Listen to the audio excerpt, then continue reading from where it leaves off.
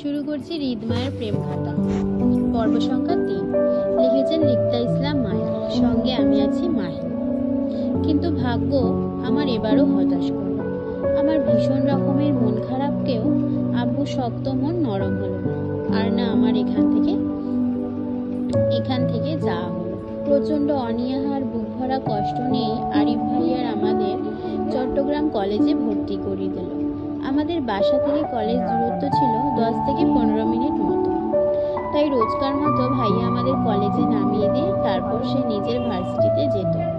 আরিফ ভাইয়া নিজের পড়াশোনার পাশাপাশি একটা কোচিং সেন্টারেও ক্লাস করতো টিচার হিসেবে। আর আমরা কলেজ শেষ করে বিকালের দিকে আবার আরিফ ভাইয়ার কোচিং সেন্টারেও যেতাম বই খাতা নিয়ে ক্লাস করতে। আমি আর জুই দুজনেই ছিলাম মানবিকের স্টুডেন্ট।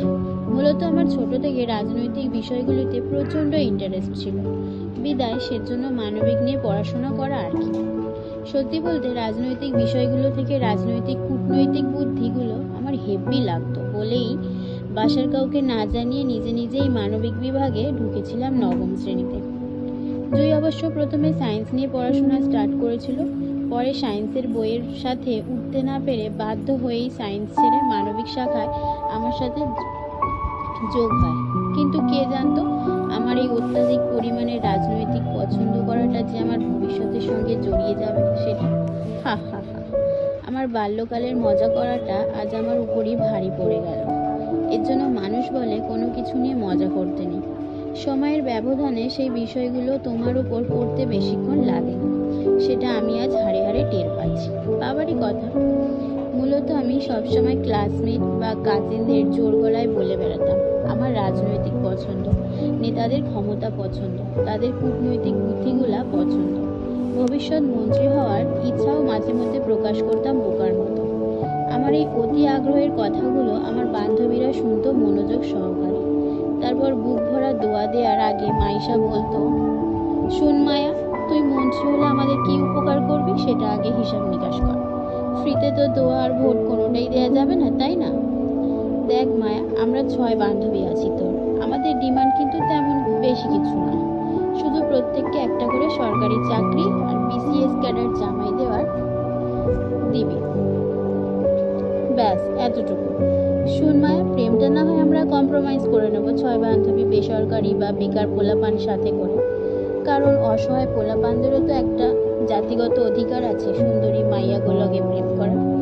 সেই আত্মত্যাগে প্রেম করব বেকার ছেলে সঙ্গে, কিন্তু জামাইবেলা কিন্তু নো কম্প্রোমাইজ।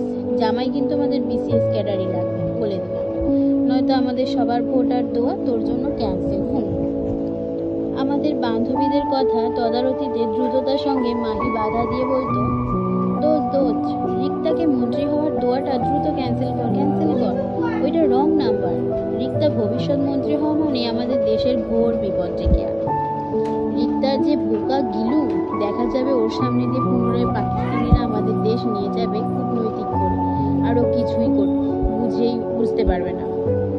দেশ বলে কথা বিপদের ফেলা যাবে না, তাই রিক্তার মন্ত্রী হওয়ার দোয়া ক্যান্সেল। তুই বরং রিক্তার জন্য একটা নেতা জামাইয়ের দোয়া করে দে। শক্তপোক্ত কালো বেটে অসুন্দর বুড়িওয়ালা যেমনই হোক, ব্যাস মন্ত্রী হোক, তাহলেই চলবে। কি রে, তোর চলবে না? মাইশার কথায় পাশ থেকে ফোরন কাটতো শুনি, অতি উৎসাহে বলতো, হ মাইশা ঠিক কইস। রিক্তারে মন্ত্রী বানাইয়া দেশকে বিপদে ফেলার দরকার নাই। রিক্তা থাক, তোর মন্ত্রী হওয়ার লাগবে না। মন খারাপ করিস না দোস্ত, যা আমরা তোরে মাইশার কথায়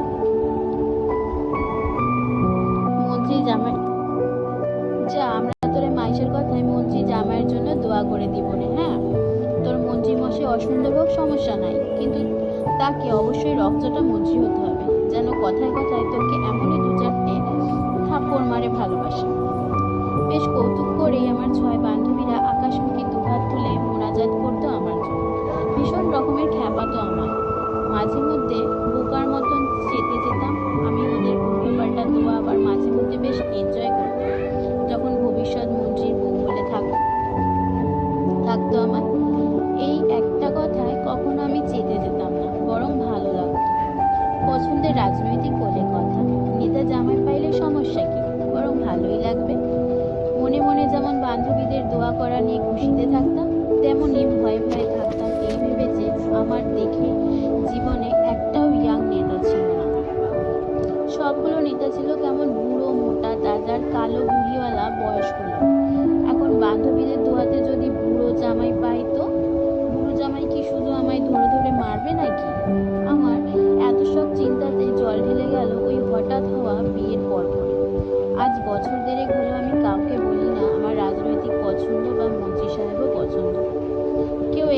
মজা করলো চুপ থাকতাম। বিয়ে নিয়ে আমার হঠাৎ চুপ থাকার কারণটা আজও কেউ ধরতে পারলো না। পারবে কিভাবে? আমি কাউকে আজ পর্যন্ত আমার হঠাৎ হওয়া বিয়ের ঘটনাটা খুলে বলি না, এই ভয়ে যে বিয়ে মতো এত বড় একটা জটিল ঘটনা শুনলে সবাই আমাকেই দোষ দেবে। তাছাড়া পরিবার যখন আমাকে এই বিয়ের ব্যাপারে কিছু বলবে, তখন আমি কি বলবো তাদের? আমার কাছে তো উত্তর নেই। তাছাড়া আমার আব্বু ভীষণ রকমের রাগী আর জেদি মানুষ। ওনার কাছে এই খবর যাওয়া মানেই আমাকে কেটে নদীতে ভাসিয়ে দেওয়া। আব্বু ভয়ে আজ পর্যন্ত আমি জুয়ের সাথে পর্যন্ত বিয়ের বিষয়টা শেয়ার করি। ভবিষ্যতে কখনো করবো বলেও মনে হয় না, কারণ আমার সেই সৎসাহস নেই। আমি জানি না লোকটা কে ছিল আর কাকেই বা সে রাতে আমি বিয়ে করেছিলাম। আব্বু এই বিষয়ে আমাকে কিছু জিজ্ঞাসা করলে আমি লোকটার নামটা পর্যন্ত বলতে পারবো না। এর জন্য মূলত চুপ থেকে গেলাম নীরবে। তাছাড়া আমি বিগত 1.5 বছরে দুটো বিষয় লক্ষ্য করেছি। আগে বিয়ে শব্দটা আমার মাথায় আসলে প্রথম ভয় পেতাম, কিন্তু আজকাল শুধু হতাশা কাজ করে নিজের মাঝে। স্বামী শব্দ নেই, নাম দাম ঠিকানা পরিচয়পত্র কিছুই জানি না তার। যাও একটু করে লোকটার ফেসটা মাথায় ছিল, দীর্ঘ সময়ের দূরত্বে তার আলো চেহারাটাও ভুলে যাচ্ছি দীর্ঘকালে। আমার কপালে কি আছে কে জানে।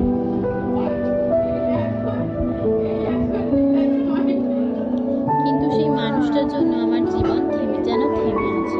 অদ্ভুতভাবে আজও তার কথা আমার স্মৃতিতে গেঁথে গেছে দৃঢ়ভাবে। নিশ্চিত বিয়েতে অনেক সিট স্বামী দেখা এও জীবনে পাবে না বলে এটাও জানি। তারপরও এক লোকটা আমার মস্তিষ্ক জুড়ে বিচরণ। দীর্ঘ মনস্তাত্ত্বিক বিষয়ে ভেবেই দীর্ঘ নিঃশ্বাস ফেলি। আমার জীবনের ফেলে আসা দিনগুলো আবারও একবার স্মৃতিচারণ করলাম বিছানায় পা ধুলাতে ধুলাতে। বুক ভারী নিঃশ্বাস ফেলে ঘাড় ঘুরিয়ে তাকালাম জুয়ের দিকে। মেয়েটা সেই তখন থেকেই সেজে যাচ্ছে, থামাথামি না। 1 ঘন্টার বেশি সময় হবে আয়নার সম্মুখে বসেছে সাজতে, তারপরও সাজ কমপ্লিট হলো না মেয়েটার আজও। এবার বেশ বিরক্তিতে কপাল কুঁচকে আসলো আমার জুয়ের এত দেরিতে। আজ আমাদের কলেজের নবীনবরণ অনুষ্ঠান। আমাদের ক্লাস অবশ্য আরো মাসখানেক আগেই শুরু হয়েছিল, কিন্তু আমাদের নবীনবরণ অনুষ্ঠানটা একটু দেরিতে হচ্ছে, বিশেষ কিছু অতিথির জন্য। বলতে গেলে আমাদের কলেজের ফাউন্ডার্সদের জন্য স্যারদের নাকি এই অনুষ্ঠানটা পিছাতে হয়েছে। এটা আমাদের সিনিয়রদের বলা কথা। ভাই, প্রতিষ্ঠানের ফাউন্ডার্স বলে কথা, তাদের জন্য 1 মাস কেন, চাইলে 5 মাস পিছাতেও কারো সমস্যা হবে না। যাই হোক, সেসব কথা।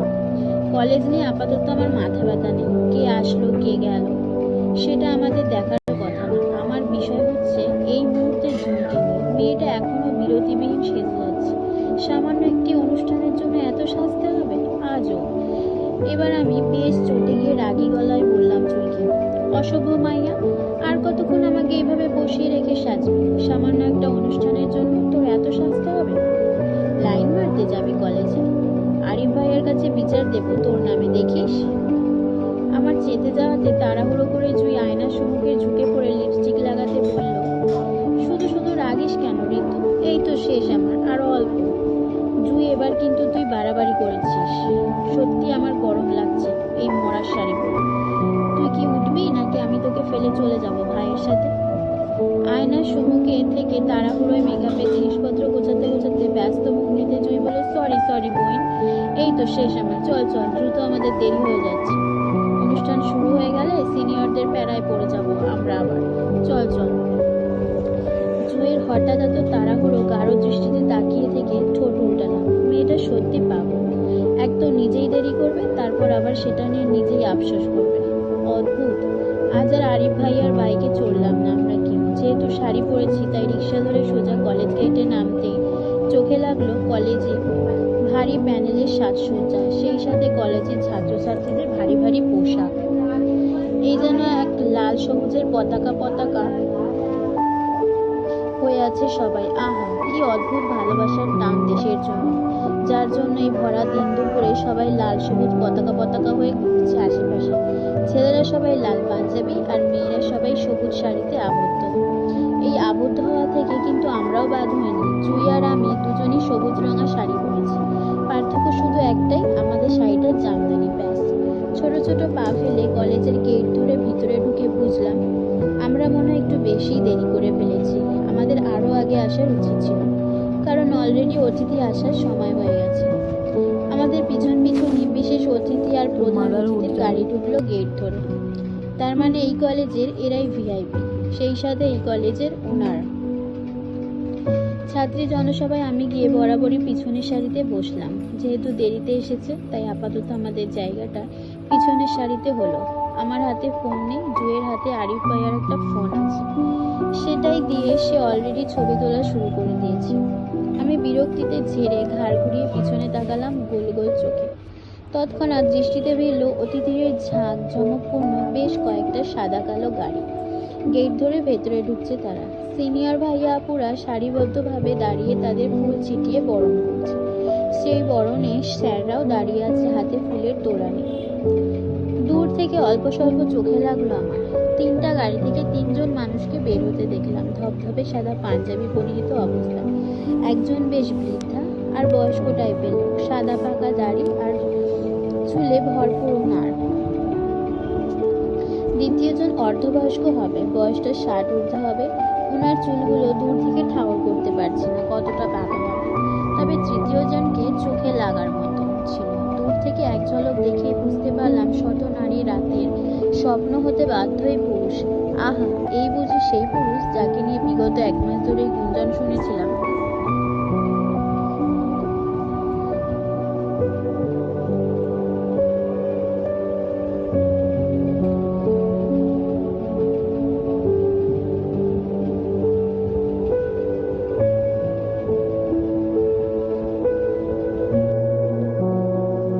কলেজের সিনিয়র আর আমার ক্লাসমেট মেয়েদের মাঝে হতে পারে অস্বাভাবিক কিছু না। সুন্দর পুরুষদের নিয়ে মেয়েরা সুন্দর সুন্দর স্বপ্ন দেখবে, এটাই স্বাভাবিক।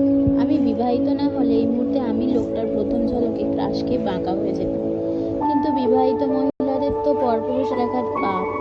এখন আমি মোটেও লোকটার দিকে নজর দিলে পাপ হবে নিশ্চয়। এখন আমি তাই গুমোট নিঃশ্বাসে সভ্যসুলভ দৃষ্টি সরিয়ে নিলাম লোকটা থেকে। ঠিক হয়ে বসতে বসতে দেখলাম লোক 3জনকে প্রিন্সিপাল স্যার সহ বাকি স্যাররা এগিয়ে নিয়ে যাচ্ছে তাদের কক্ষের দিকে। পিছন পিছন সিনিয়র ভাইরাও আছে। আমি এবার ঘাড় ঘুরিয়ে সোজা হয়ে বসলাম, কারণ ওনারা সবাই এবার হয়তো আমাদের সামনে এসে বসবেন স্টেজের আসনে। আমার মনোযোগ খালি আসনের দিকে। সিনিয়র ভাইয়ারা কত ছোটাছুটি করছে অনুষ্ঠানটা সামলাতে গিয়ে। এই গরমে এক একজন ঘেমে নাজেহাল অবস্থা।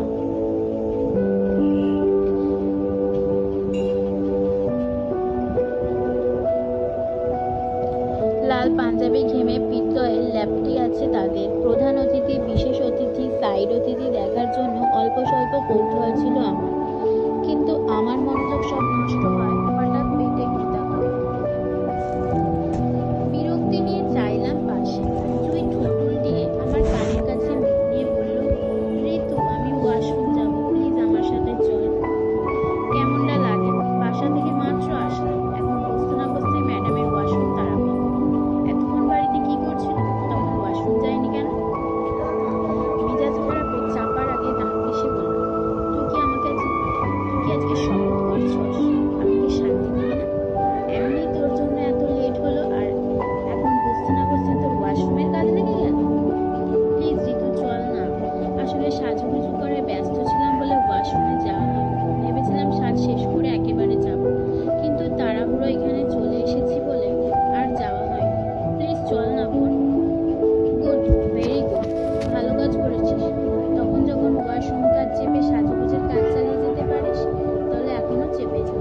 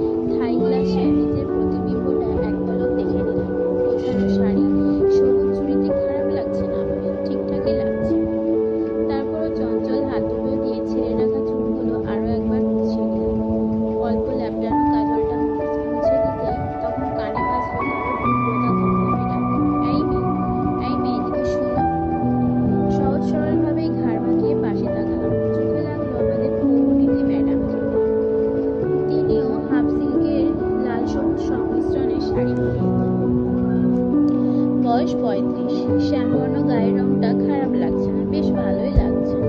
তবে উনি এত মনোযোগ দিয়ে কাকে ডাকছে সেটা লক্ষ্য করতে চাইলে বুঝলাম ম্যাডাম আসলে আমাকেই অনুসরণ করে ডাকছে। অল্প চমকিত হলাম আমি। এক বুক সাহস নিয়ে গেলাম ম্যামের সামনে। আমাকে দেখেই ম্যাম তাড়াহুড়োয় প্রশ্ন করে বললেন, কোন ডিপার্টমেন্ট? ম্যামের তাড়াহুড়ো কথায় বুঝতে পারলাম তিনি আমাকে সিনিয়র ভাবছেন হয়তো। তাই মিনমিন স্বরে ম্যামকে শুধিয়ে বললাম, ম্যাম আমি মানবিক ডিপার্টমেন্ট, নতুন ছাত্রী, ইন্টার ফার্স্ট ইয়ারের স্টুডেন্ট। ব্যস্ততায় ম্যাম ফের বললেন, ও তার মানে তুমি আমার ছাত্রী। আচ্ছা শোনো, আমার হাতের এই ফাইলসগুলো ফাউন্ডার স্যারের রুমে দিয়ে যাও। সোজা প্রিন্সিপাল স্যারকে দিবে, বলবে সুলতানা ম্যাডাম দিয়েছে। কেমন? যাও। এতক্ষণ না চমকালেও এবার বেশ জড়সড় চমকালো ম্যামের কথা। ফাউন্ডার স্যারের রুমে যাবো মানে? সেখানে তো এই মুহূর্তে সবাই বসে আছে। আমি যাওয়া মানে নিঘাত ভয়। এত বড় বড় মানুষদের মাঝে আমি ছোট মানুষ হয়ে কেন যাবো? আমার তো এখনই ভয়ে বুক কাঁপছে, টিপ টিপ করছে। এই কাঁপাকাঁপির রোগ নিয়ে সেখানে যাবো কিভাবে? কোনো কারণে যদি কাঁপতে কাঁপতে জ্ঞান হারাই সবার সামনে তো ছি, কি লজ্জাজনক ব্যাপার। অজস্র ভয় থাকার পরও ম্যাডামের মুখের ওপর না করার সাহস হলো না আমার। তাছাড়া ম্যাম যদি আমাকে বেয়াদব বলে ধমক লাগে, সেই ভয়ে ম্যাডামের হাত থেকে কাগজপত্রগুলো আমার হাতে তুলে নিলাম। ম্যাডাম তাড়াহুড়ো করে আমার হাত খালি করে ব্যাগ আর ফোনটা নিজের কাছে রাখতে রাখতে বলল, ফাইলসগুলো প্রিন্সিপাল স্যারকে দিয়ে তারপর ম্যামের কাছ থেকে তোমার ব্যাগ আর ফোনটা সংগ্রহ করে নেওয়ার জন্য। সরি, ওটা আমার নয়, আমার ব্যাগ আর ফোনটা সংগ্রহ করে নেওয়ার জন্য। অসহায়ের মতো আমি মাথা নাড়াতেই ম্যাম দ্রুত পদে চলে গেল অফিস রুমের দিকে। অসহায় আমি ঠোঁট উল্টিয়ে এক পলক ওয়াশরুমের বন্ধ দরজার দিকে তাকালাম। মেয়েটা সত্যি আজকে আমাকে শান্তি দিবে না। এখনো ওয়াশরুমে বসে আছি। প্রচন্ড অস্তিত্বের সঙ্গে ফাউন্ডার স্যার দরজায় কড়া নেড়ে অনুমতি নিয়ে ভেতরে প্রবেশ করতে চোখে পড়ল বেশ কয়েকজন মানুষকে, বিশেষ করে অতিথি সবার সবাই এখানেই বসা। তার মানে তারা এখনো স্টেজে ওঠেনি। আমি প্রথম কলেজের ফাউন্ডার্সদের সরাসরি দেখলাম। দেখতে সবাই মাশাআল্লাহ, তিনজনই সাদা ধবধবে